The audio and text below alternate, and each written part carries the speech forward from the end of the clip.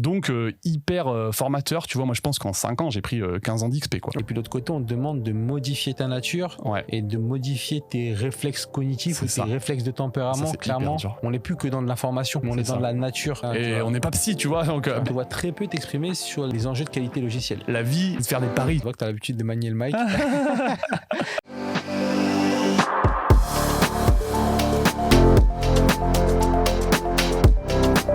Bienvenue dans CTO in Shape, le podcast qui vous amène à la rencontre des esprits les plus brillants du monde tech. Je suis Mathieu Calaoui et chaque épisode est une invitation à explorer les idées et les innovations qui façonnent notre avenir. Merci à Yield Studio de soutenir ce podcast.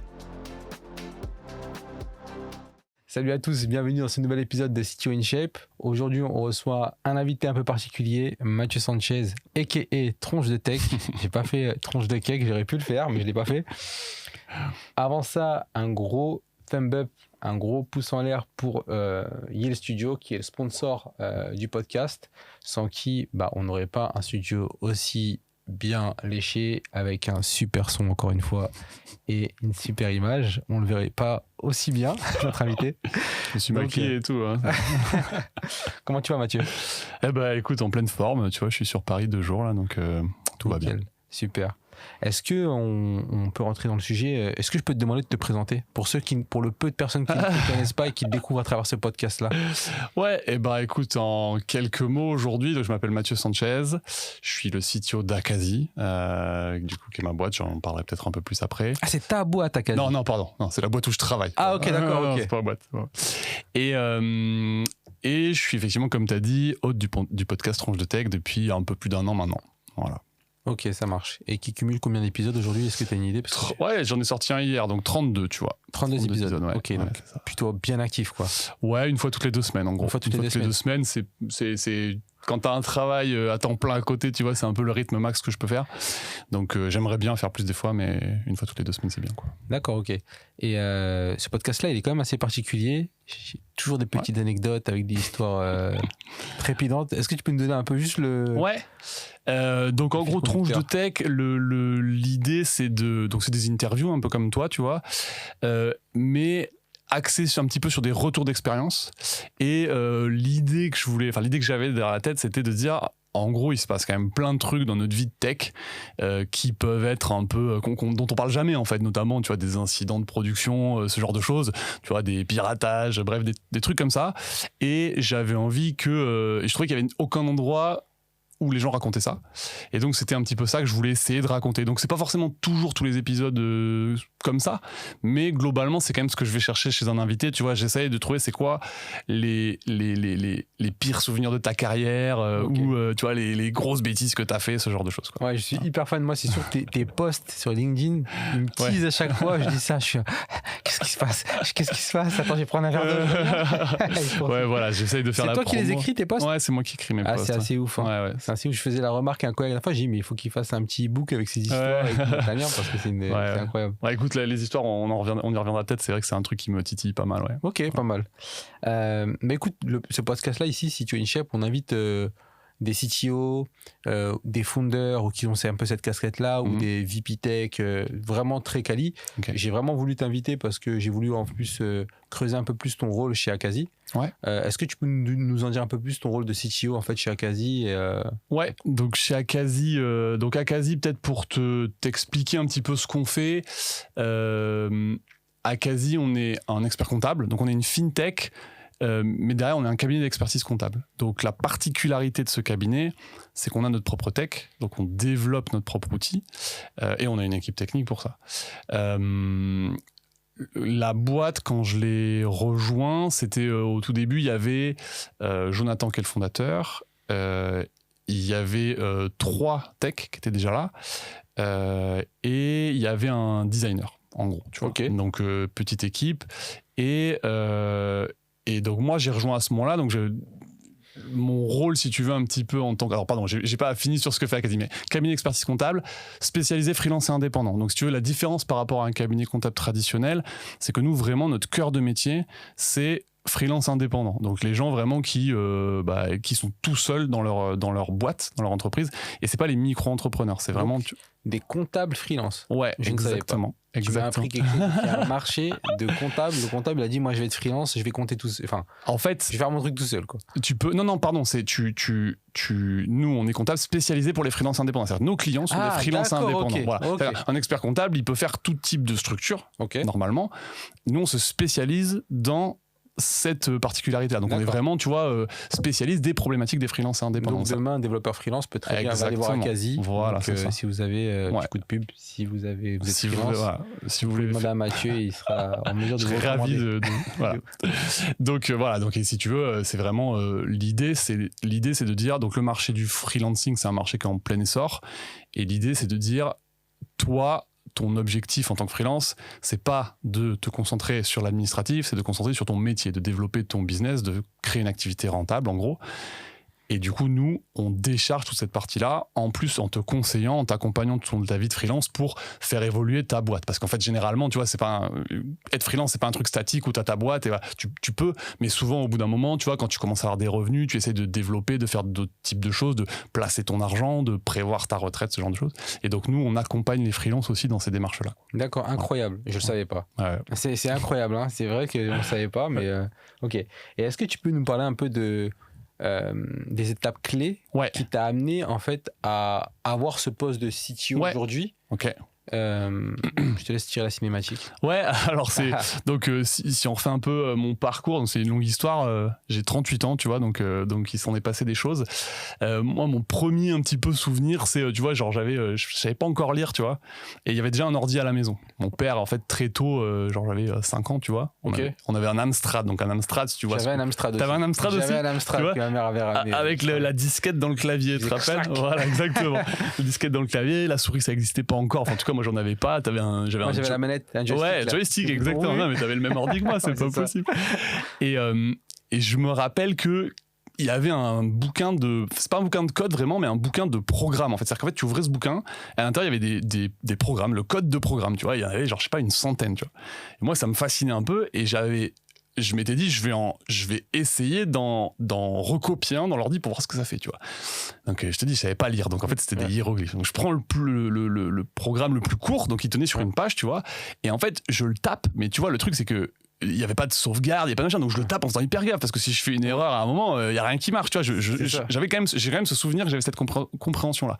Donc je suis hyper précautionneux, tu vois, je tape, ça me prend toute la journée. Enfin, j'ai l'impression que ça me prend toute la journée, ça se trouve, ça m'a pris une heure. Mais... Et à la fin, je fais entrer, tu vois, le truc se lance, et en fait, c'était un programme où t'appuyais sur espace et ça lançait un dé, mais ça lançait même pas, tu voyais juste la face du dé, donc t'appuyais, ça faisait comme si... Voilà, non, mais tu voyais même pas, non, tu voyais un point, ou 3 points, ou 6 points, tu vois. Okay. Et donc j'étais, attends, mais j'ai pris toute ma journée pour ce programme, mais c'est pourri la programmation, en fait, jamais je peux faire ça de ma vie, tu vois. Donc ça, c'est mon premier souvenir, donc tu vois, attiré quand même très tôt par les ordis, donc bon, ça m'a pas traumatisé. Plus tard... comme beaucoup de gens, alors je sais pas si c'est une bonne expression, mais moi je suis un peu autodidacte mais ingénieur, tu vois, j'ai quand même fait une école d'ingé. Mais en vrai, la plupart des choses qui me servent aujourd'hui, je pense que je les ai appris de mon côté. Donc tu vois, moi c'est intéressant. Vers 12 ans, je suis déjà en train de coder des sites, j'avais appris le PHP, tu vois, je faisais des sites pour moi, pour mon groupe de Counter-Strike, tu vois, des trucs comme ça, quoi. Comme beaucoup de gens qui avaient envie de coder des sites à l'époque. Et à un moment, je découvre je découvre un site de challenge de hacking.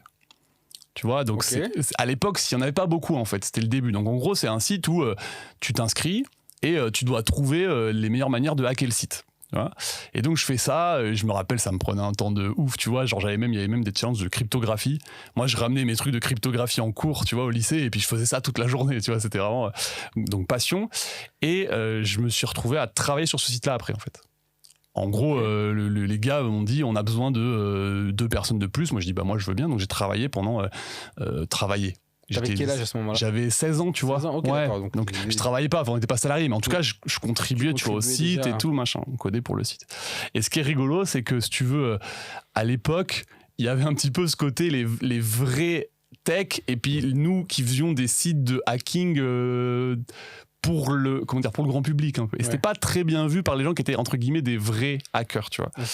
Et un jour, on passe notre hébergement de chez OVH à chez nous, tu vois, en fait, c'était le gars qui avait le site, il achète une tour. Il fait tourner ça chez lui. Son propre serveur, il fait tourner ça chez lui. Et ben, en fait, à partir de là, on a été down et on n'a plus jamais remis le site sur pied. En fait, les gars nous ont poutré le site. Ah ouais, okay, impossible. Donc, ça c'est fini là, tu vois. Moi, je suis rentré en prépa après.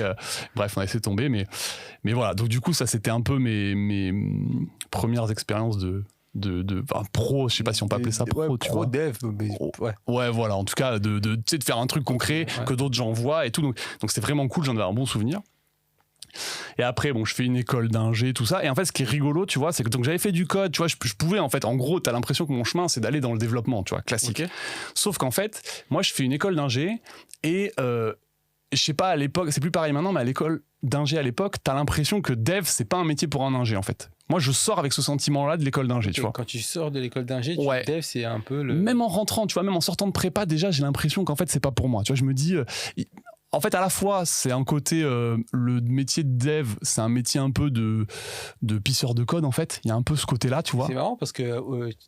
Outre-Atlantique, c'était une image quand même assez différente, j'ai l'impression. Déjà, ouais, je pense. Ouais. C'est marrant que... Je suis sûr, ouais, ici, clairement. en Europe, on avait, en France en tout cas, on avait cette image un peu ingrate du métier. Ouais. C'est marrant. Je pense que c'est un peu le système d'école d'ingé à la française qui est assez particulier, tu vois, différent vraiment du système d'éducation aux US, qui fait qu'on a ce truc-là, quoi.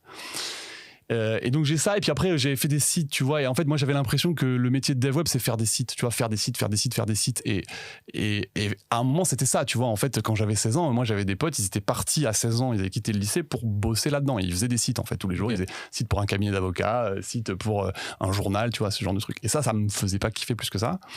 Et donc moi je pars chez Air France à ce moment-là faire de l'algorithmie, de la recherche opérationnelle en gros. Okay. C'est un truc où tu vois, tu fais des gros algos en fait, des gros algos en C++, d'optimisation et tout. Donc c'était très cool et j'ai fait ça longtemps. Et donc ça t'a donné quand même une bonne base. Ouais. Là, ça a été quand même pour toi une grosse base en fait de travailler parce que c'est un champ d'application assez spécifique. Ouais. Oui, mais après c'est très large, et puis c'est une grosse boîte, donc beaucoup de méthodos, puis tu fais, tu sais, c'est quand même des trucs structurés, voilà, t'as des tests, tu fais du code, tu t'arrives déjà dans une structure où les gens savent faire du code propre entre guillemets, en fait t'as tout ce souci là, tu vois, donc j'avais tout ce bagage là entre guillemets qui était quand même hyper cool.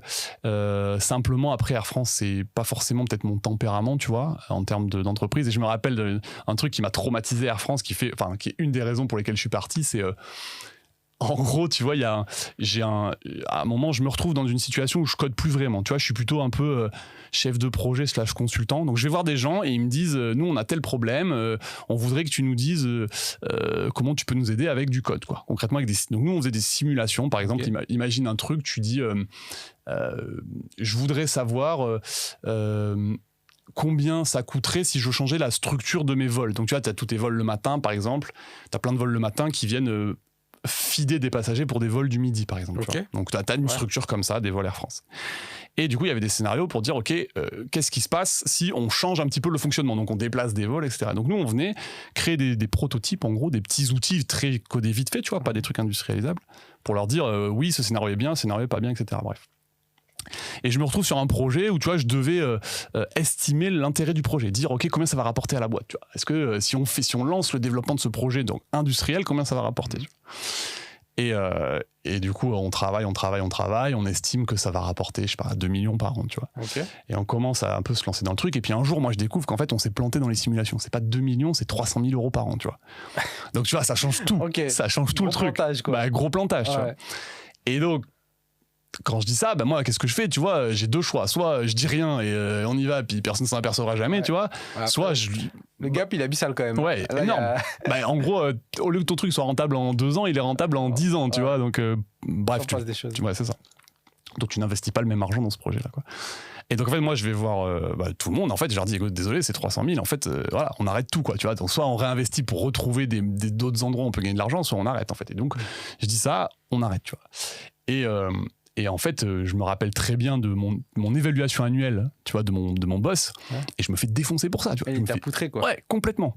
Genre, bah non, c'est pas bien. Bah, il me dit pas, t'aurais pas dû le dire. Il t'a blâmé, quoi. Mais il me dit, voilà, bah, vous avez raté le projet et tout. Et je dis, mais attends, mais moi, moi, ok, on n'a pas prouvé que le projet il était viable, mais au moins on a évité à la boîte de perdre du pognon pendant 10 ans parce que si je dis rien, en fait, on part, on fait le truc, on s'en rend compte 3 ans après et l'argent il est dépensé, tu vois. Ça.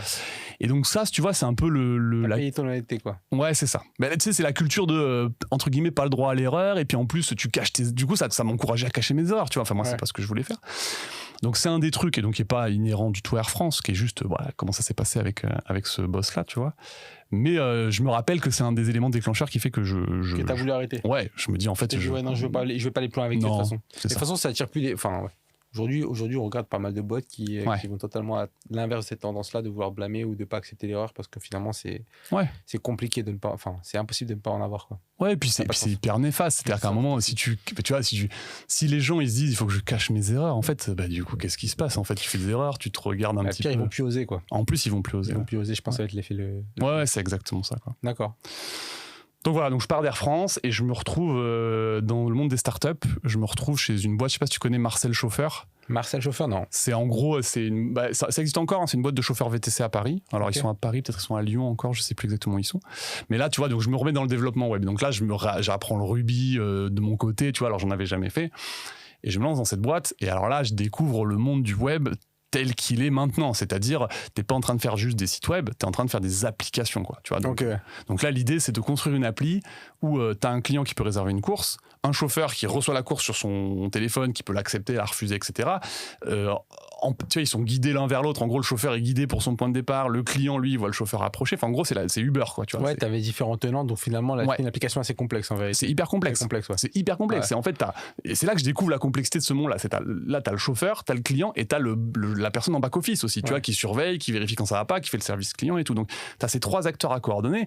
Et donc, t'es sur du temps réel, des systèmes web hyper complexes, du real time. C'est-à-dire que la nuit, à 2h du mat, il se passe des trucs sur ton app. Donc, elle ne peut pas être down si l'appli ne marche pas la nuit. Bah en fait tu te fais appeler, en fait c'est juste pas possible s'il y a rien. Donc hyper formateur, tu vois. Moi je pense j'ai fait 5 ans, un peu moins de 5 ans, je pense qu'en 5 ans j'ai pris 15 ans d'XP, quoi. C'était vraiment compliqué. C'était vraiment compliqué. T'as de l'infra, t'as ce que je dis du on-call, enfin en gros des astreintes en fait. Et donc tu vois, moi j'étais dev, mais l'astreinte de la nuit, c'est pas le dev. Tu vois, quand on t'appelle, c'est la base de données qui est tombée. C'est pas juste du développement. C'est ok, qu'est-ce qui se passe ? Il y a des problèmes d'IOPS, de machin, tu vois, de CPU. T'es là, tu fais attends, je comprends rien là. donc toi, t'es le gars, il t'appelle au téléphone, dit je vais trouver une solution et tu te débrouilles, quoi. T'es ressorti de ces 5 ans là finalement dopé, quoi. Ouf, vraiment. Sorti de 5 ans là vraiment dopé. Et tu t'en rendais compte ou pas ? Est-ce que tu t'es rendu compte que sorti avec un niveau au-dessus de ce qui se faisait sur le marché quelque part ? Alors je sais pas si c'est au-dessus de ce qui se fait du marché, mais en tout cas au-dessus de ce que tu apprends en si peu de temps, tu vois. Je pense qu'il y a plein d'XP de 4-5 ans où tu sors pas avec autant d'apprentissage que ça. C'est ça, ça j'ai eu l'impression assez vite. En fait je voyais, tu vois, en 2 ans déjà, je dis attends mais ah ouais, c'est ouf. Ce que t'as vu, ouais. Parce que petite équipe et gros projet compliqué, tu vois. C'est ça, ouais. C'est la meilleure recette. Ouais, c'est très cool, quoi. Et puis tu vois, t'avais du mobile, t'avais du web, t'avais de l'ops, t'avais vraiment de l'infra. Donc en fait, moi en plus, comme j'étais entre guillemets quelqu'un d'expérimenté en termes, tu vois, j'avais 5-6 ans d'XP en termes d'expérience du monde professionnel, assez vite, tu vois, j'ai été dans le grand bain, en fait j'avais pas mal de responsabilités, donc je touchais un peu à tout, tu vois. Et donc ça c'était en fait c'est vraiment, et puis le monde du temps réel c'est quelque chose. Du coup c'est pas le monde d'Akazi, tu vois, où je suis maintenant, mais faut être prêt parce que c'est stressant et c'est fatigant. Et c'est le terme, c'est que c'est stressant. En fait. C'est stressant. Ouais. Et puis t'es jamais tranquille, tu vois. Nous on était 4 à faire de l'astreinte, donc ça veut dire que toutes les 4 semaines t'as une semaine où t'as le téléphone d'astreinte et en fait tous les soirs tu te couches et tu sais pas ce qui va se passer la nuit, tu vois. Donc en fait quand j'ai eu ma première fille, là j'ai commencé à te dire c'est chaud en fait. C'est chaud. C'est franchement c'était trop, tu vois. Tu le ferais une fois sur 8 semaines ou une fois sur 10 semaines, une plus grosse équipe, mais là c'était vraiment compliqué, quoi. D'accord, ok. Donc voilà, donc c'est à peu près tout. Et Akazi derrière, assez marrant parce que Akazi, j'arrive là-dedans en me disant mais jamais je vais faire de la compta, qu'est-ce que c'est trop chiant la compta, tu vois. Ouais, mais en fait c'est ce qu'on se dit, hein. J'ai refusé moi plusieurs propositions pour travailler dans la compta parce que ça a l'air d'être un milieu assez austère, enfin c'est l'image qu'on se fait de l'extérieur, mais en vérité tu vas nous en dire plus. Ouais, c'est ça, moi si tu veux, chez Marcel en fait on avait une partie, c'était faire de la facturation, c'est-à-dire qu'en fait notre appli elle générait les factures que les chauffeurs faisaient à la plateforme. Donc en gros, toi, tu envoies des courses au chauffeur et le chauffeur, il doit facturer la plateforme puisqu'il est indépendant, le chauffeur. Et donc, du coup, pour pas que le chauffeur ait à faire ses factures, c'est la plateforme qui les génère puisqu'il a toute la data. Et ça, moi, j'avais mis le nez dedans plusieurs fois et j'étais là, waouh, c'est horrible et tout, j'ai jamais envie de faire ça, je m'en rappelle. Ouais. Et donc, quand je commence à parler avec Jonathan, je me dis, attends, mais la compta, j'y vais pour voir, tu vois, mais en fait, jamais je veux faire ça. Et après, ce qui était important pour moi aussi, c'est moi je trouve un côté humain hyper cool. C'est-à-dire, je m'entends hyper bien avec Jonathan, je rencontre l'équipe et je trouve que l'équipe est hyper sympa. Moi, c'est un petit peu ce que je peux conseiller aux gens, tu vois, c'est mon truc pour décider numéro 1, c'est l'équipe avec laquelle tu vas travailler. Et donc l'équipe est hyper cool. Le projet est cool aussi parce que je pense que tu vois, il y a vraiment un potentiel de ouf sur la partie compta des freelances. Le marché du freelancing, il est hyper intéressant et il est hyper, il bouge vachement, tu vois. Okay. Donc je vais là-dedans quand même. Et en plus, un truc qui est important aussi, je pense qu'en tant que tech, en fait, en soi, c'est cool d'aimer le métier que tu fais, mais aussi, un gros truc, c'est de résoudre des problèmes. Et en vrai, dans la compta, il y a plein de problèmes qui sont pas liés, entre guillemets, purement au cœur de la compta. Ouais. Et même les problèmes de compta, en soi, tu vois, c'est assez rigolo. Quand t'aimes bien résoudre des trucs, tu comprends comment ça marche, etc. Donc, je vais pas dire que j'adore la compta, tu vois, mais en vrai, au quotidien, j'ai pas l'impression de faire de la compta. Oui, t'as pas l'impression de te traîner un boulet, quoi. Ouais, c'est ça. La compta, c'est quand même des spécificités métiers quand même très régies. Ouais. Tu vas rien inventer, hein, tu vas pas recréer la roue, tu vois. Ouais. Mais par contre, tout ce qui tourne autour et comment tu vas consommer les services, je pense que là, t'as la matière et puis les services vendus autour. Ouais, c'est ça. Et oui, puis t'as des trucs qui sont pas comptables du tout, tu vois. Je vais te donner une problématique, c'est que une problématique de comment tu fais pour qu'un client entre guillemets te donne ses documents en temps en heure. En fait, un client, il faut qu'il te donne ses factures, tu vois. Ouais. Et donc lui, toi, t'as envie qu'il le fasse au fil de l'eau pour que tu puisses tenir à jour sa compta. Et normalement, c'est aussi ce qu'il a envie. Mais il y en a plein, en fait, il te le donne au dernier moment. Et donc toi, comment tu fais pour les inciter? Donc c'est des problématiques pas que techniques, c'est des problématiques aussi d'expérience utilisateur, de product. Et du coup, ça, c'est des challenges intéressants, tu vois, de comment faire. Et comment tu fais derrière aussi pour que l'équipe comptable, elle puisse entre guillemets faire la compta le plus efficacement possible. Et donc ça, c'est pas forcément des sujets comptables, en fait, c'est des sujets plus transverses. Et ouais, c'est l'expérience utilisateur, c'est du produit, quoi. Ouais, c'est ça. D'accord, c'est du produit. Et puis t'as des problématiques aussi comme t'as dans tous les produits de performance, que l'appel réponde rapidement, tu vois, ce genre de choses. Donc moi, je trouve ça toujours hyper cool de débugger un petit peu une base de données, regarder qu'elle fonctionne bien et qu'il n'y a pas des requêtes qui durent 3 minutes, ce genre de choses. D'accord. Et d'ailleurs, on pourrait savoir, c'est quoi ton rôle aujourd'hui en tant que CTO? Moi, je suis CTO et CPO aujourd'hui, tu vois, je fais les deux. Ah, t'es CPO aussi? Ouais, d'accord. Je suis CPO aujourd'hui. Tu peux dire un peu ce que c'est CPO, peut-être, pour les personnes qui ne sont pas au fait? Donc CTO, donc Technical Officer, en gros, c'est la partie tech, donc tu manages l'équipe technique, et CPO, c'est plutôt la partie product. Donc effectivement, je parlais des sujets du X.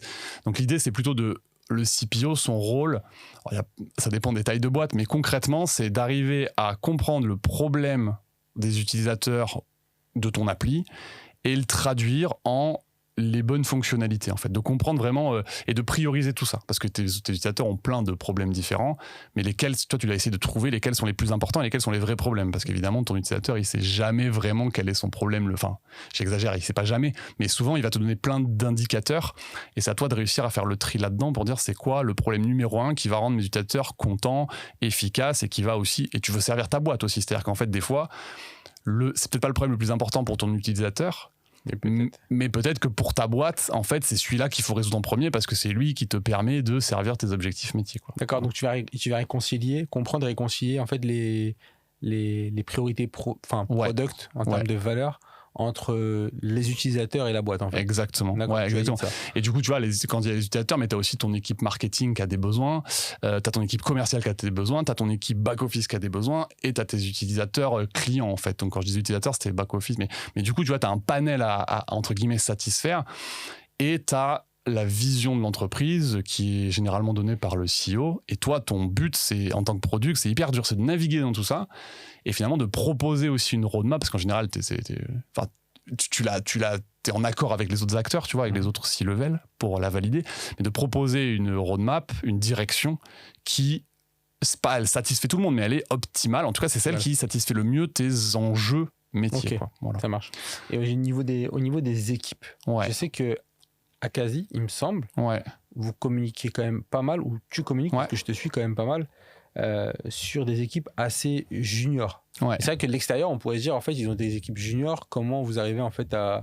Alors qu'on sait qu'aujourd'hui, c'est un enjeu. Par exemple, nous, chez Yield, on a fait le choix d'avoir des équipes vraiment très seniors. Okay. À 100% de l'équipe, on a 15 développeurs solides, seniors, donc finalement, ça roule. C'est un budget. et on va intégrer des juniors au fil de l'eau, parce que c'est aussi une stratégie. Il faut qu'il y ait des enjeux financiers aussi, évidemment. Ouais, tu vois. bien sûr. Au bout d'un moment, faut rester réaliste. Ma première question, c'est comment vous avez comment vous avez procédé, Ouais. le ratio junior senior, comment vous procédez, et quel conseil tu donnerais à une entreprise qui souhaite intégrer un pool de juniors de manière efficiente? Ok. Donc 2 questions. Donc nous, juniors, donc je te disais au début, moi quand j'ai rejoint, il y avait déjà 3 personnes qui étaient juniors dans la formation. C'est-à-dire qu'elles venaient toutes de bootcamp, tu vois, et elles n'avaient pas d'expérience avant le bootcamp. Donc de toute façon, j'arrive déjà avec ce terrain-là. Donc mon premier travail en tant que CTO, c'est de faire monter cette équipe en seniorité en fait. Donc beaucoup de coaching, tu vois, et faire travailler là-dessus. Donc pendant un moment, en fait, à ce stade-là, je peux pas recruter d'autres juniors, en fait. Même si plutôt recruter potentiellement un autre senior pour m'épauler, si tu veux. Donc, moi, cette période-là, ça a été de dire, OK, on fait progresser tout le monde, on passe du temps à transmettre de la connaissance, tu vois. Est-ce que tu peux nous donner la proportion junior-senior aujourd'hui, pour que les auditeurs puissent se faire une... Aujourd'hui, en fait, c'est un peu compliqué parce que du coup à l'époque j'étais le seul senior pour 3 juniors, donc j'étais 1 pour 3. Aujourd'hui je vais dire qu'en fait j'ai 2 seniors, 2 mid-level et 2 juniors quoi. Ok, d'accord, tu vois. Mais tu vois c'est des seniors qui sont devenus seniors chez Akazi en fait, hein, tu vois, c'est pas des seniors qu'on a fait, j'exagère, il y en a un qui était arrivé avec une expérience, il y en a un seul, voilà. Et donc là à ce stade là effectivement, il y a un problème de ratio. Je peux pas faire rentrer un autre junior, ça commence à faire trop. Et moi, j'ai plus le temps de rien faire si je fais que ça, quoi.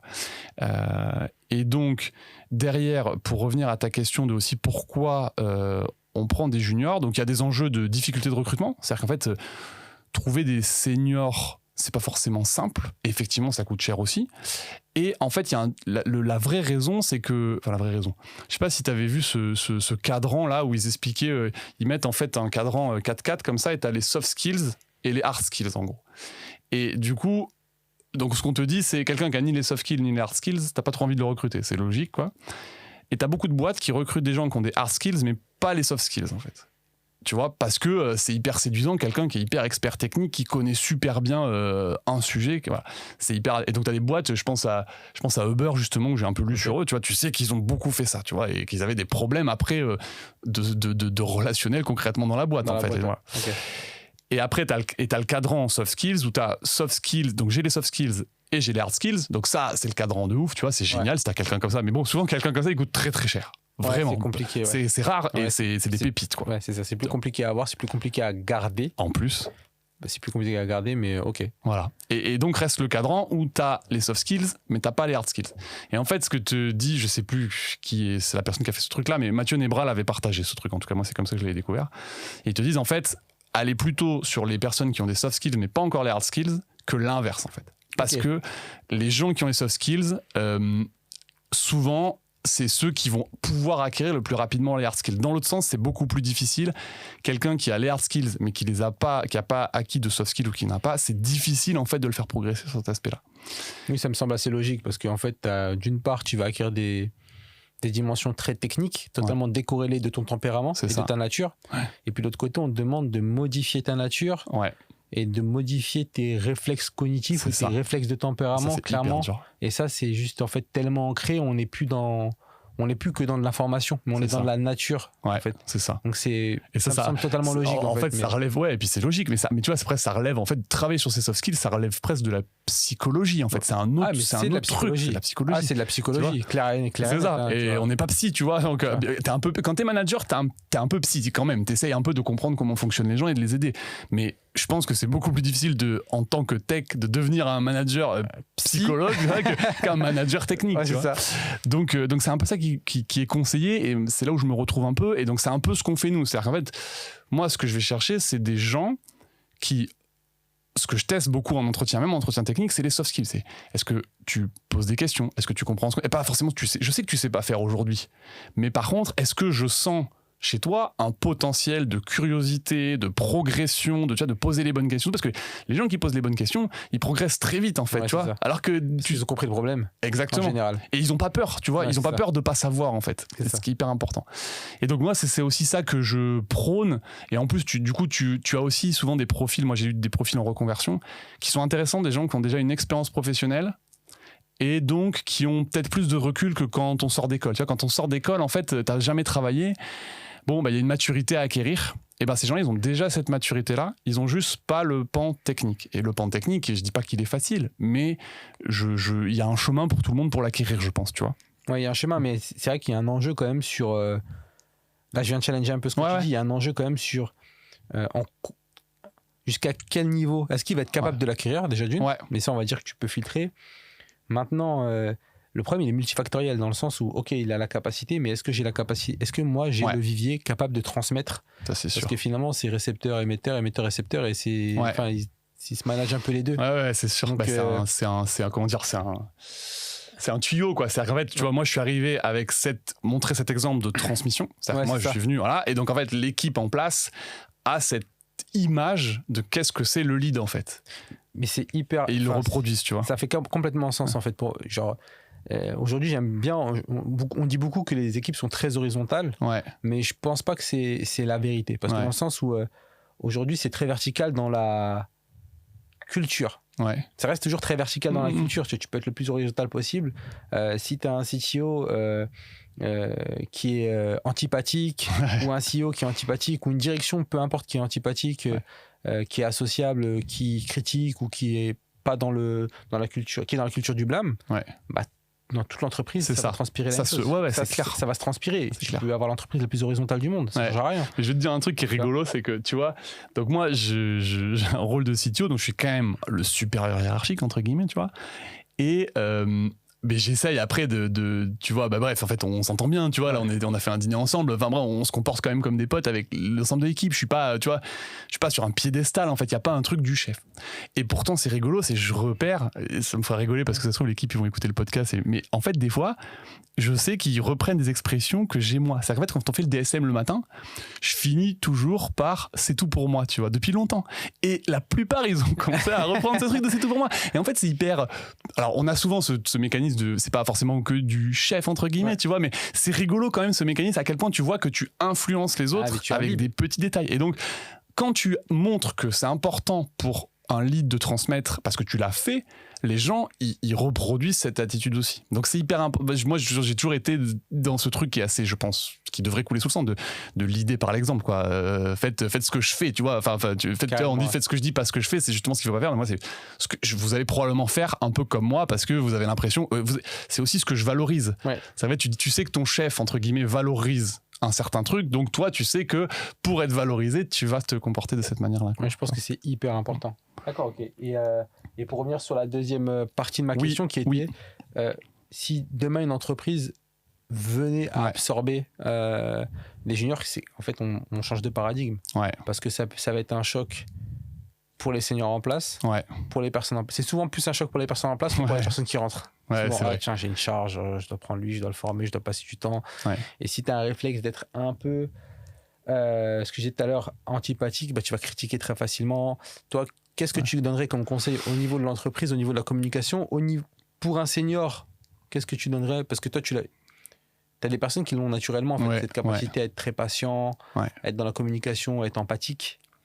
Qu'est-ce que tu donnerais toi comme conseil? C'est pas compliqué, c'est pas facile parce que du coup ça dépend vraiment de ta culture en place et de ce que je dis, intégrez-le le plus tôt possible, c'est-à-dire que dès que tu peux, commence à intégrer quelques juniors pour avoir justement cette culture. Après, comme tu l'as dit, il y a des gens qui, même dans une équipe de 15 seniors où il n'y a pas ça fait, ils vont avoir envie de transmettre en fait. Donc il faut capitaliser sur ces gens-là, tu vois. Il faut montrer et les valoriser. Ce que je disais juste avant, les valoriser, c'est valoriser ce temps passé à... T'es pas en train de coder, mais t'es en train d'aider l'autre à progresser. Parce que c'est du temps qui est décuplé, en fait, ce temps-là. Tu vois, sur le coup, tu produis pas de code, mais en fait, quand du coup, tout d'un coup, vous allez pouvoir être deux à coder, tu vois, c'est des intérêts composés, tu vois. Donc, ça, c'est assez cool. Après, il y a un truc qui est important à voir aussi dans l'intégration. Donc, il y a toujours une notion de ratio aussi. On te dit souvent 2 seniors pour 1 junior. Bon, est-ce que c'est vrai, est-ce que c'est pas vrai? En tout cas, c'est confortable, tu vois, de faire ce truc-là. Je pense que c'est confortable pour les seniors et pour les juniors, c'est confortable pour tout le monde. Mais il y a un aspect qu'on néglige pas mal aussi, qui est de créer l'environnement technique qui est entre guillemets inclusif. J'emprunte un peu ce mot-là, mais c'est ça, c'est-à-dire que l'environnement technique inclusif, ça veut dire un environnement où la marche, elle est pas hyper haute. C'est-à-dire qu'en fait, quand tu as créé un environnement où tu fais une infra custom sur AWS. Alors, encore pire, tu as tes serveurs toi-même que tu administres chez toi, tu vois. Ouais. Quand tu fais ça, quand tu prends 50 000 librairies hyper distinctes que la personne elle peut pas connaître, parce qu'en fait, je suis en train de te pousser vers le framework, vers des trucs genre managés comme Heroku, tu vois. Mais en fait, dès que tu rajoutes toute cette complexité technique, tu élèves la marche pour les juniors, parce que eux, en plus d'apprendre un métier de dev, d'apprendre à coder, d'apprendre le métier, mais en fait, il faut leur apprendre tous ces trucs-là techniques. Alors que quand tu enlèves tout ça, donc donc c'est plus facile à dire pour une petite structure, mais quand tu enlèves toute cette complexité, qui est entre guillemets technique, même si elle a des avantages parfois, oui. Tu vois, et ben en fait, tu mets la marche plus bas, tu les rends plus vite productifs, et donc tout le monde est content parce que plus rapidement ils produisent des trucs, donc toi t'as moins de temps à passer avec eux parce qu'ils apprennent aussi eux-mêmes. Alors que quand tu dois leur apprendre, attends mais oui là en fait là il y a un load balancer, en fait c'est lui qui déconne, attends moi je voulais juste tu vois, je comprends ce que tu veux dire dans le sens où là en fait là techniquement tu penses qu'il y a vraiment une intelligence en fait à avoir et considérer en fait, mais je pense que ce que tu dis, c'est aussi valable aussi pour même des seniors. Ouais. En fait, genre la courbe d'apprentissage pour un senior qui rentre dans un... Enfin, moi, je suis rentré dans des boîtes où j'ai mis 2 mois avant de comprendre, me faire en fait une image au niveau du système en entier. Parce que en fait, c'était tellement alambiqué que il faut essayer de comprendre pourquoi Frankenstein il a l'oreille sur la tête. Tu vois. Non, mais ça peut arriver. Même des fois, tu as des environnements très cohérents, mais ils sont très complexes. Oui. Tu vois. Intrinsèquement, ils sont très complexes. Et tu penses que dans une stratégie d'entreprise, ce que tu dis, c'est que dans une stratégie d'entreprise, par défaut, c'est intéressant si on considère de pouvoir onboarder en fait des personnes avec potentiellement des profils avec une expérience un peu plus basse, de réfléchir en fait. Ah ouais, ok. On va emborder. Plus t'es une grosse entreprise, plus tu vas faire des espèces d'entre guillemets de, je sais pas si j'aime pas le mot silo, mais c'est un peu ça. Des endroits où ils vont être dans un espace un peu protégé. Voilà. Mais si t'es sur une petite boîte, tu vois, typiquement, moi j'ai vu des startups où tu pars avec un tech qui commence déjà à mettre une infra custom sur AWS, qui commence déjà à partir dans un truc. Ouais, je connais ce framework, justement pas le framework. Je prends ce truc là. Ah ouais, ça va me faire le serveur web. Ah ouais, ça va être la librairie qui fait ci, qui fait ça. Et à la fin. Il a fait son patchwork, c'est cool pour lui, mais quand il amène un junior dessus, ça lui fait tout ça en plus à comprendre avant de pouvoir, entre guillemets, décharger le... Mais là, donc, on parle vraiment de compétences finalement. Parce qu'en fait, comprendre la technique et être capable de faire des bons choix techniques, c'est 2 choses bien distinctes. Oui. On est bien sur comprendre les problèmes. Oui. Donc ça veut dire aujourd'hui, toi, est-ce que tu penses que le symptôme que tu évoques là, c'est cette tendance à vouloir... Moi, j'ai mon idée, à vouloir faire de l'over-engineering à chaque fois, ou sortir le bazooka pour tuer une mouche, ou avoir des actions disproportionnées par rapport à la problématique qu'on veut résoudre, des fois qui est totalement à côté. Est-ce que tu penses que c'est quelque chose de commun aujourd'hui sur le marché ? Je sais pas si c'est commun. Je pense que tous les devs qui ont un tempérament un peu plus entrepreneur, ils essayent d'éviter ça, tu vois, je pense. C'est intéressant ce que tu dis. Ouais. Après, c'est ce que j'appelle les devs un peu orientés produits, tu vois, ces devs qui ont envie de résoudre un problème business. Normalement, ils vont pas trop aimer cette complexité additionnelle parce qu'ils vont pas avoir la plus-value. Et tu as des gens plus tech qui vont aller vers des rôles de lead tech plus expert tech qui... Je dis, c'est jamais une bonne tendance de faire engineer, je pense, tu vois, mais qui ont plus, en tout cas, cette tendance-là, parce qu'ils aiment ça, ils aiment la technique. Moi, le premier, tu vois, j'aime la technique. Des fois, t'as envie juste de t'éclater techniquement sur le truc. Mais du coup, t'es censé être obligé quand même de réfréner ce truc-là parce que tu dois te regarder en face, c'est-à-dire, est-ce que vraiment ça sert le métier? Est-ce que ça sert le truc qui rapporte de l'argent à la boîte?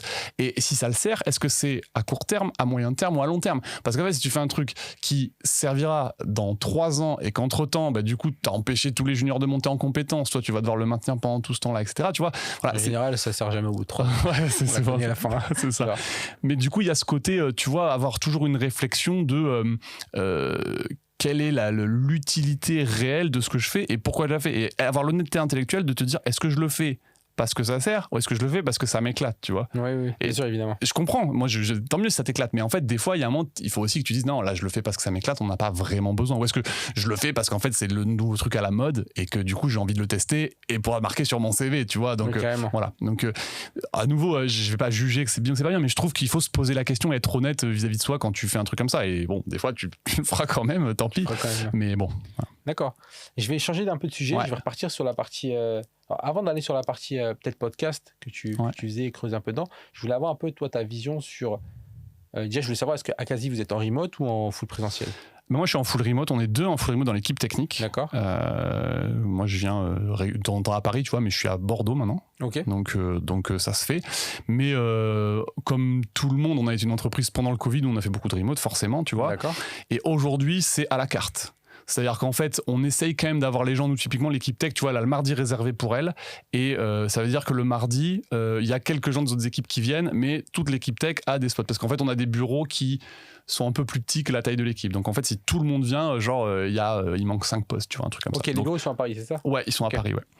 Et donc du coup, tu as des jours réservés pour des équipes où toute l'équipe peut venir et l'équipe essaye de venir. Bon, tu vois, moi, je viens pas régulièrement sur ce jour-là parce que je suis pas là, donc il y a pas d'obligation. Mais on sait que l'équipe, elle aime bien, en fait, avoir ce jour où on se retrouve tous ensemble. La cohésion, elle est quand même importante. Mais concrètement, c'est assez à la carte, tu vois, et assez flexible, et on fonctionne bien comme ça. Donc nous, par exemple, le lundi, je crois qu'il y a peut-être 1 ou 2 personnes d'équipe tech qui vont au bureau. Donc en fait, on fait tous nos meetings en remote et il n'y a pas de problème. Et c'est à la fois...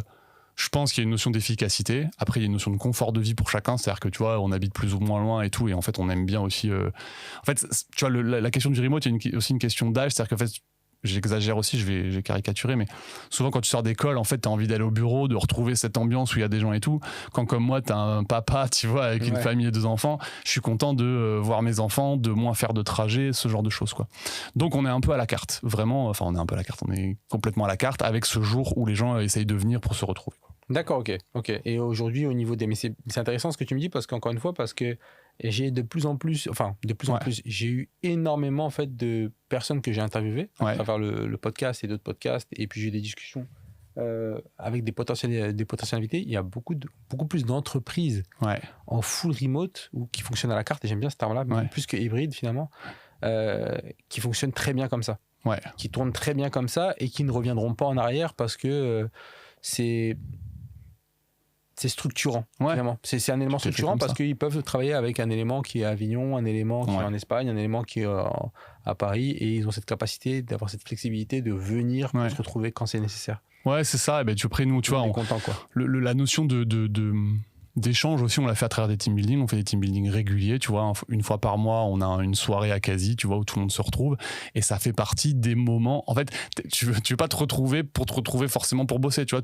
On a envie que les gens se connaissent physiquement parce que c'est cool quand même d'être ensemble et de faire des choses ensemble et de bien s'entendre entre guillemets, mais il n'y a pas de, tu vois, c'est pas forcé que ça soit dans le cadre tout le temps du boulot, quoi. D'accord. Et donc on laisse les gens s'organiser, mais il y a aussi une grosse notion de responsabilisation là-dedans. C'est-à-dire que quand tu montres aux gens qu'ils peuvent faire comme ils veulent, c'est que tu leur fais confiance. Et en fait, c'est aussi que tu les juges sur les juges, j'aime pas ce mot-là non plus, mais tu les juges sur les résultats et pas sur leur présence au bureau, qui est quand même un truc ultra important aujourd'hui, tu vois. Ouais. Et une chose que j'ai constatée, parce que nous on est en full remote aussi chez Yield, et dans les boîtes où j'ai travaillé, dans les entreprises où tu es en full remote, on a cette tendance à avoir quand on fait confiance, à avoir des éléments qui surdélivrent, qui sont surefficaces.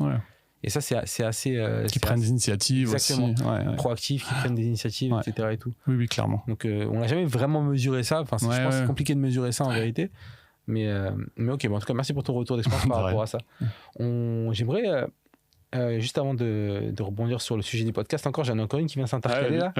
On te voit très peu, très peu. Enfin, moi personnellement, mais peut-être que tu le fais, je te vois très peu t'exprimer sur les enjeux de qualité logicielle. Je sais que c'est un terrain où beaucoup de très très bons CTO, même de CTO très connus, qui font des talks, ne vont pas. Parce que on sait que c'est un endroit où l'ego a mis une balle dans la tête, dans l'intelligence. L'ego a mis une balle dans l'intelligence de beaucoup de personnes. Et je cite pas de nom, mais c'est un fait. Donc peu de gens veulent aller sur ce terrain-là. Est-ce que tu pourrais juste nous donner, toi, en tant que CTO, parce que c'est forcément un concern que tu as, forcément un concern, ta vision de la qualité logicielle aujourd'hui. On va pas digresser et aller trop loin dans le sujet, mais juste avoir un peu ta vision, toi, en tant que CTO d'une startup aujourd'hui, enfin une startup ou une scale-up aujourd'hui. Ou non, startup toujours. Aujourd'hui. Cette notion-là, surtout sur un début, finalement, pour une startup, c'est encore plus intéressant d'avoir un peu ton. Après, moi, je me suis exprimé pendant un temps sur LinkedIn là-dessus. C'est juste que j'ai un peu changé, on va dire, de ligne éditoriale, tu vois. Et puis même, je pense que, je sais pas, je vais pas mettre dans la tête des autres CTO, mais il y a un côté, tout a été dit sur ces sujets presque, en fait, tu vois. Et du coup, se battre systématiquement sur ces sujets-là avec plein de gens qui sont pas toujours rationnels dans leurs discussions, en fait, bon, ça m'a fatigué, tu vois, j'ai un peu plus l'énergie de faire ça. Mais pour te répondre sur bien sûr, la qualité logicielle est hyper importante. Le truc, c'est qu'il y a plein de débats qui sont infinis parce que les gens, tout est contextuel. Et les gens, en fait, prennent leurs problématiques à eux, l'étendent à tout le monde et cherchent pas à comprendre ce que l'autre fait en face. Tu vois, ils disent, il faut faire ça, faut faire du TDD, faut faire. Mais oui, mais en fait, être dogmatique et me dire que c'est la bonne approche dans tous les contextes, je suis désolé, en fait, il y a très peu de trucs qui s'appliquent à tous les contextes. Et moi, un petit peu aujourd'hui, les seuls trucs dans lesquels je crois, c'est, tu connais ce bouquin Accelerate là ? Oui. Voilà. Accelerate. Donc Accelerate. C'est marrant parce que j'ai eu le podcast avec Julien Topsu. Il m'a parlé. Il m'a parlé. Mais tu vois, pour le coup. Je vais le lire, hein, mais franchement, je vais le lire. Franchement, lis-le. Ouais. Mais en fait, pour te résumer ça concrètement, c'est des gens qui disent, nous, on veut comprendre objectivement c'est quoi les bonnes pratiques de l'industrie tech qui font la différence. Et donc, ils font une étude statistique, ce que tu veux. Bon, ça reste une étude qui vaut ce qu'elle vaut. Ça reste, il n'y a pas des preuves tangibles, tu vois. Mais c'est le truc le plus proche qu'on ait aujourd'hui de conclusion avec de la data pour la sous-tendre, tu vois. Et en gros, ils étudient plein d'équipes avec plein de questions qu'ils posent et ils mesurent celles qui performent et tout. Et ils ont regardé sur quelles pratiques elles s'accordaient. Et en gros, ce qu'ils disent, c'est que les 4 qui sont importantes, c'est ta fréquence de déploiement. Donc là, le nombre de déploiements que tu fais par jour, tu vois. Le nombre de déploiements qui ratent, donc ton change failure rate. Ouais. Le temps que tu mets à réparer ton app une fois que tu as un change café. Ouais, exactement. Et la 4e, c'est le turnover time, c'est le temps que tu mets à mettre le temps entre une idée et sa mise en production, tu vois. Et en fait, ces 4 trucs-là. Là, on parle des doramétriques. Des doramétriques, exactement, qui viennent de ce bouquin-là, si tu veux. Et ces 4 trucs-là, c'est un peu les seuls qui sont, entre guillemets, indiscutables. C'est-à-dire qu'en fait, si quelqu'un il va à l'encontre de ce truc-là, il dit non, en fait, globalement, là, on est à peu près tous d'accord. Mais tout ce qui est à côté, cette étude, elle a dû le mettre, tu vois, les revues de PR, les machins, les trucs, le TDD, ça a dû être dans ces questions-là aussi. En tout cas, ils n'ont pas trouvé que ça faisait la différence. Donc, moi, ce que je dis globalement, c'est aujourd'hui, tous les trucs qu'on a à côté sur lesquels on se bat, ils sont probablement très contextuels. Ils marchent pour des gens, ils marchent pas pour d'autres. Ils marchent pour des équipes, ils marchent pas pour d'autres. Ils marchent pour des boîtes, ils marchent pas pour d'autres.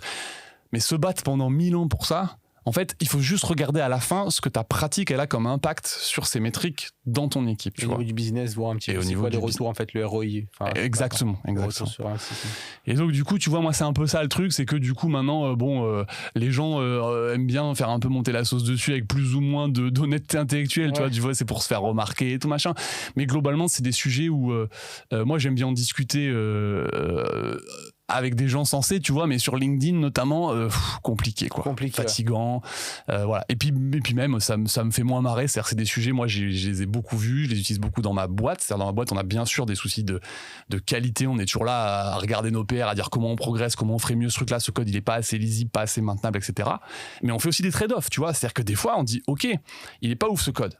C'est pas grave en fait, là on sait qu'il faut qu'on sorte cette feature, tac, on reverra peut-être à un autre moment, ou on reverra peut-être pas parce qu'on n'en aura peut-être pas besoin, tu vois, mais voilà, donc c'est un petit peu pour ça on va dire, et puis parce que je suis intéressé par un peu d'autres, il y a des trucs qui me font plus marrer maintenant sur les réseaux sociaux comme discussion que... Mais c'est intéressant ce que tu me dis avant qu'on aille sur autre question, j'ai eu la chance de discuter avec Thomas Berger, qui est le CTO de la centrale. Ok. Qu'on reçoit aussi dans le podcast CTO InShape et qui me parlait de la dette technique et c'est hyper intéressant. Il me disait si tu sais pas faire avec la dette, tu peux pas travailler, c'est pas possible. C'est sûr. Et j'ai vraiment aimé ces analogies là en fait. Et la dette, c'est vrai que dans certains discours, on peut entendre que c'est quelque chose de péjoratif. C'est une dimension péjorative, alors que pas du tout. C'est vraiment un outil qui te permet d'avancer et qui te permet même d'accélérer. Il faut savoir, c'est comme tout, c'est terrible. Il faut savoir le manager. C'est-à-dire qu'il faut savoir où t'en as, quand t'en as, et quand est-ce que tu choisis de l'accepter, quand est-ce que tu choisis de la résorber. Et en fait, c'est comme toujours, c'est un curseur que tu dois avoir dans ta tête et que tu dois investir au bon. Et c'est très dur parce que tu sais jamais, t'as jamais de preuve que ça va être le bon moment et t'es rarement sûr de tes choix dans ces cas-là, tu vois. Il y a très peu de choix techniques aujourd'hui ou de décisions que j'ai prises où j'étais 100% sûr. C'est la vie, que ce soit, c'est de faire des paris, tu vois. Et en fait, à un moment, t'essayes de savoir, de dire, ok, là, je sens que je fais comme si j'avais un truc de pro à la tête. Mais en gros, je dis, là, je sens que c'est 80%, j'y vais. Mais t'es jamais sûr à 100%, tu vois. C'est ça, mais c'est intéressant. Tu démystifies un peu ce rôle de CTO un peu en disant ça que on n'est jamais sûr de tout et que finalement la feedback loop elle est hyper intéressante. La feedback loop rapide, avoir des retours rapides et tester le plus vite possible et tout. Mais tu vois, je pense que la seule décision que j'étais sûr chez Akazi, mais à 100%, tu vois. Quand je suis arrivé, en gros, il y avait une base code pour le back office et une base code pour le front office. Okay. Et tu vois, ça, c'était une décision. J'ai dit, il faut merger les deux vite. T'avais deux repos ? Il y avait 2 repos avec du code partagé. C'était un peu API entre les deux, une seule base de données. Enfin, tu vois, c'était du tout. Et là, j'ai dit, OK, je sais pas combien exactement de temps ça va nous prendre. Alors, ça nous a pris 2 semaines. C'était pas très long parce qu'on était encore assez tôt, tu vois. Mais là, j'ai dit, faut merger les deux. Obligé, c'est pas possible. Tu vois, c'est pas un découpage, c'est pas un bon découpage, back office, front office. C'est pas du tout fonctionnel. Ouais. Et du coup, là, j'étais sûr à 100% de ma décision. Entre guillemets, quelles que soient les conséquences, ça allait coûter tellement cher. Mais tu vois, quand j'essaie de me dire une décision dans ma carrière dont j'étais sûr à 100%, il y a ça qui me vient, marquant. Et après, globalement, à chaque fois, je me dis, je suis pas sûr, quoi. Ouais, après, t'as l'instinct, t'as une espèce d'instinct qui se met. Après, tu vois un petit peu ce que c'est cohérent. Est-ce qu'il y aura tu testes un peu. Tu cohésion, tu testes, etc. Ouais. D'accord, c'est hyper cool. J'aimerais aborder juste, avant de parler de tronche de tête, juste une dernière question, qui est aujourd'hui l'IA, mais j'aimerais pas l'aborder de manière naïve en disant est-ce que tu crois que l'IA va changer le futur, etc. On n'en est plus là. Aujourd'hui, on arrive à un stade où les outils d'IA, on développe avec. Aujourd'hui, moi, j'utilise pour développer en permanence avec. Ça me sert d'assistant. Je fais de la recherche, je croise des informations, j'apprends aussi sur des profils type junior. Ouais. Moi, j'ai pas eu cette chance-là parce que moi, quand j'ai commencé l'informatique, ChatGPT, ça n'existait pas. Ouais. Donc, j'étais sur Google, Stack Overflow et puis c'est tout. Tu vois. Je veux savoir, aujourd'hui, est-ce que tu considères que c'est un outil qui permet de rendre des profils plus juniors plus capables? Quand je dis plus capables, c'est plus capable de te faire fonctionner les choses correctement, de la bonne manière, ou d'apprendre beaucoup plus rapidement. C'est juste pour avoir un peu ton retour d'expérience sur la politique de mentorat et d'apprentissage de profils que tu parles dans une entreprise, de pousser à utiliser des outils un peu comme ceux-là, où tu considères qu'en fait l'impact il est négligeable et finalement 90% c'est la plastique cérébrale plus le tempérament de la personne que tu as en face. C'est une question hyper compliquée, tu vois, je suis pas sûr d'avoir une réponse claire là-dessus parce que déjà les outils ils évoluent hyper vite, tu vois. Alors là tout le monde parle de curseur en ce moment, alors qu'avant encore il y avait plein de gens qui disaient que ça marchait pas pour le code et tout, tu vois. Donc je sais pas, je pense que ça dépend, c'est comme tout, ça dépend de la personne en fait, tu vois. C'est en fait un junior qui va, c'est comme si t'as un junior qui utilise un framework mais qui va jamais au-delà du framework et qui se pose jamais de questions. Bah en fait il a un framework, il va faire quelques trucs avec, il va être vite limité. Je pense que c'est pareil pour ChatGPT ou pour les LLM. En gros, si tu l'utilises et que à aucun moment tu as la curiosité de bien comprendre ce qui se passe, à un moment tu vas atteindre un plafond de verre et tu vas jamais arriver à le transpercer. Donc moi, je pense qu'il faut... ça dépend des gens, mais je veux dire, c'est un outil à mettre entre les mains de juniors comme des seniors. Et ensuite, en tant que senior ou coach ou manager, regarder si la personne, elle arrive, entre guillemets, dans un cul-de-sac, quoi. Tu vois, c'est un peu ça. Donc, en fait, l'usage de Stack Overflow et l'usage de LLM aujourd'hui n'ont pas vrai... Enfin, les outputs sont différents, tu as des résultats différents, mais...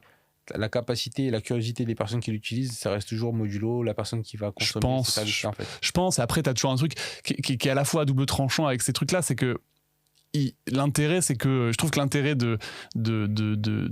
des LLM aussi, c'est que des fois, ils comprennent mieux des choses que tu n'arrives pas bien à exprimer. Là où Google, une recherche Google, si tu n'arrives pas à exprimer ton truc, tu vas jamais trouver ta solution. Tu vois. Et des fois, les LLM, mais c'est à double tranchant parce que des fois, tu vas croire qu'il t'a compris alors qu'en fait, tu n'as pas vraiment compris. Tu vois. Donc voilà, c'est pas évident. Après, ce qui est sûr, c'est que, tu vois, je vois Sam Altman là, qui a fait une com apparemment pour dire qu'il s'attendait à voir le premier solopreneur valorisé plus d'un milliard grâce à l'IA, en fait, en se disant ça va tellement lui décupler sa productivité qu'en fait il dit dans l'année 2025 on va avoir le premier solopreneur à 1 milliard de valo.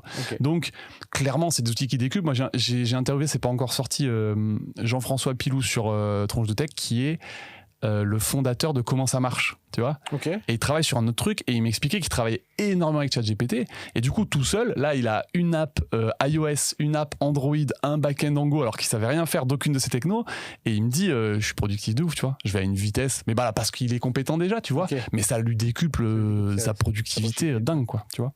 Hyper intéressant. On arrive bientôt à la fin de ce podcast là, mais j'aimerais juste terminer sur pourquoi Tronche de Tech. En fait, qu'est-ce qui t'a amené en fait à créer ce podcast-là Et après, tu nous diras où est-ce qu'on peut te retrouver. Ah, ok. J'aimerais qu'on finisse sur cette note-là parce que c'est vraiment par rapport à ça que je t'ai connu. J'aimerais finir par ça. Ça marche.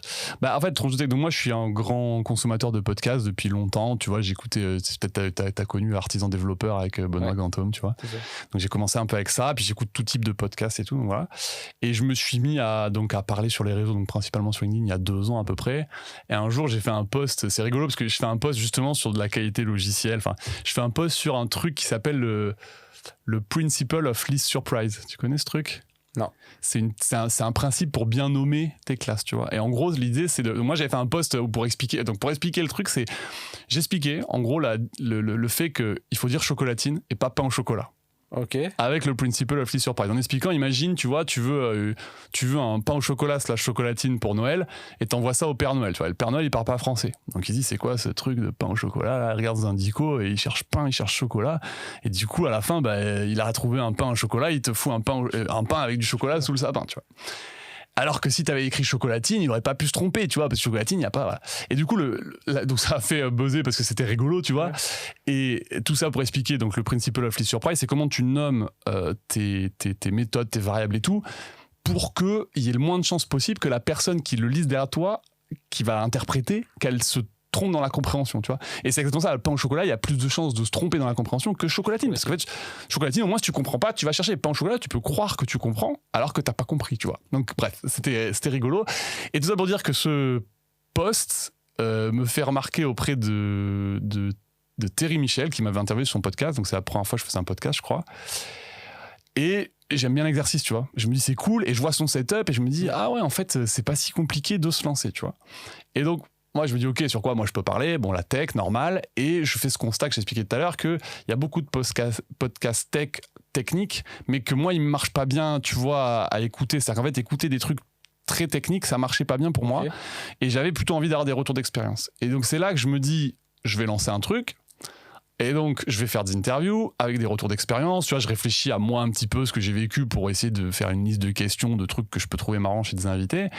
Je cherche un nom. Et effectivement, le jour où j'ai trouvé Tronche de Tech, j'ai plus trop. Voilà, tu vois, je me suis dit, parfait. C'est peur parce qu'après fois que je t'ai parlé, je me suis dit, tu vois, Tronche de Cake. Oui, Tronche de Cake. Mais du coup, tu vois, si tu veux, le truc décrit bien ce que c'est-à-dire Tronche de Tech. Donc, c'est à la fois pas trop on se prend au sérieux, tu vois, et en même temps des portraits de tech, et du coup, qu'est-ce qui leur est arrivé, tu vois. Donc c'est comme ça que je lance, et puis voilà, moi je fais ça en distanciel puisque je suis à Bordeaux, tu vois. Et donc très cool. Et donc maintenant j'ai encore plein de choses que je veux faire avec, et je me pose un peu des questions sur la direction que ça va prendre, tu vois. J'ai envie de faire un peu des trucs, j'ai envie de faire un peu autre chose que des interviews là récemment. D'accord, ok. Donc on va voir. Ok, hyper intéressant. Ouais. Et dis-moi, où est-ce qu'on peut te retrouver ? On arrive à la fin de ce podcast. Ouais. C'était vraiment hyper agréable, hyper smooth. Merci à toi, c'était cool d'échanger. Ouais. Tu vois, ça se voit que tu as l'habitude de manier le mic. Et où est-ce qu'on peut te retrouver, dis-moi ? Donc moi, je suis principalement présent sur LinkedIn, donc c'est là où je publie. Donc à la fois, je fais ma promo de mon podcast une fois toutes les 2 semaines, et puis j'essaie de publier une fois par semaine. Je m'y tiens, c'est pas toujours facile, mais je m'y tiens. Je raconte en ce moment, donc ce que je disais, j'ai un peu switché, j'essaie de raconter des histoires, soit de vulgariser un peu des trucs qu'on sait pas trop, tu vois là. J'ai fait un post cette semaine pour expliquer que les algos de tri, c'était pas ce qu'on croyait. C'est-à-dire qu'aujourd'hui, nous, on croit tous que l'algo de tri, c'est le fameux Tribule ou le Ipsort, les trucs qu'on a appris. Et en fait, il s'avère qu'en Python, en Java et en JavaScript, le tri, c'est un truc horrible qui s'appelle le TeamSort. C'est un gars qui s'appelle Tim Peters, qui est un contributeur de Python qui l'a fait. C'est un truc imbitable. Genre, avec plein de cas particuliers et tout, et du coup c'est hyper rigolo. Bref, du coup j'essaye de sortir des trucs un peu marrants de la tech comme ça. Je parle aussi des fois de des histoires de piratage, les trucs les plus, bref, il y a vraiment un monde à explorer. Hyper marrant. Ouais, c'est ouf. Ouais, c'est ouf. Moi je suis fasciné par ce monde là en ce moment, tu vois. Donc j'essaie de raconter ça une fois toutes les 2 semaines, et puis après sinon mon podcast il est partout, il est sur Spotify, Apple Podcast, YouTube. Cool. On mettra le lien de toute façon sous la vidéo. Ouais, trop cool. On mettra le lien sous la vidéo. Merci. Et je te remercie d'être venu parce que non, merci pour l'invitation. Tu as calé ça sur ton planning et tout, donc c'est top. Et que t'es de Bordeaux, on est à Paris, donc merci encore. Merci à toi Mathieu, c'était trop cool d'être là. Nickel. Merci. À bientôt tout le monde.